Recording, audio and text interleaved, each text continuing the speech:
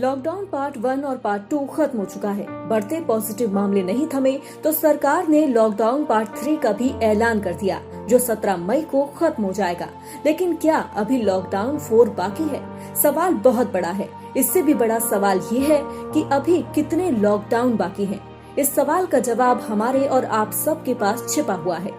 अगर बारीकी से विश्लेषण करें तो भारत ने जब लॉकडाउन पार्ट 1 और पार्ट 2 की घोषणा की थी तो पूरा देश बंद था, लेकिन इसके बावजूद कोरोना के मामले लगातार बढ़ ही रहे थे।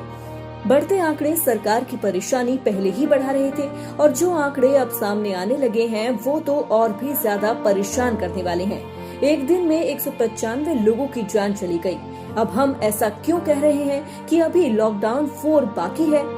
अब भले ही स्वास्थ्य मुसीबत के कारण भारत में लगातार जान गंवाने वालों का आंकड़ा बढ़ रहा हो, लेकिन अगर दुनिया के दूसरे देशों से तुलना करें तो ये दुनिया के बाकी देशों से बेहद कम है।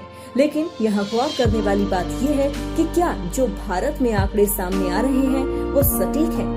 ये सवाल भी लॉकडाउन पार्ट 4 बाकी होने के पीछे की अहम वजह है।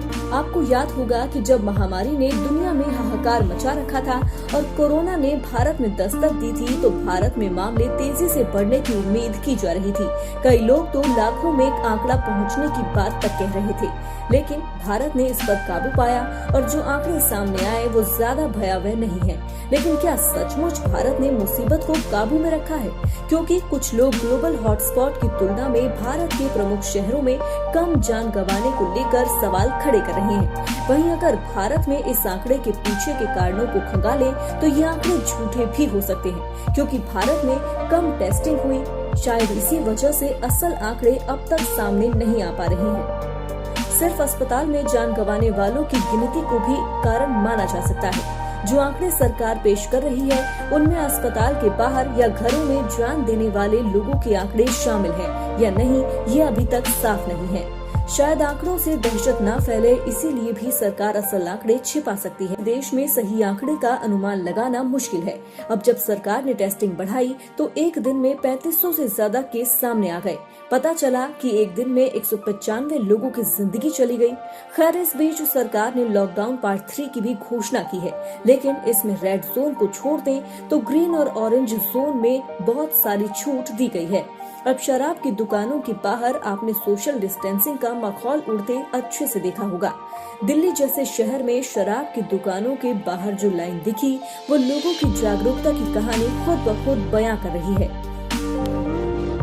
मतलब लॉकडाउन पार्ट 1 और पार्ट 2 में भारत ने जो कुछ भी हासिल किया है वो सब चंद दिनों में भारत गवा भी सकता है, जिसके बाद लॉकडाउन की मियाद तो बढ़ेगी ही। इसके अलावा टेस्टिंग बढ़ने के बाद जब ज्यादा मामले सामने आएंगे तो सरकार के सामने लॉकडाउन बढ़ाने के अलावा कोई दूसरा विकल्प नहीं रहेगा। इसीलिए अभी इंतजार कीजिए, क्योंकि लॉकडाउन के अभी न जाने कितने पार्ट बाकी हैं। अगर आपको हमारी रिपोर्ट अच्छी लगी तो लाइक करें। साथ ही अगर आप कोई सुझाव हमें देना चाहते हैं तो कमेंट करें और चैनल को सब्सक्राइब कर बेल आइकन को प्रेस करना न भूलें। Political desk, news corner.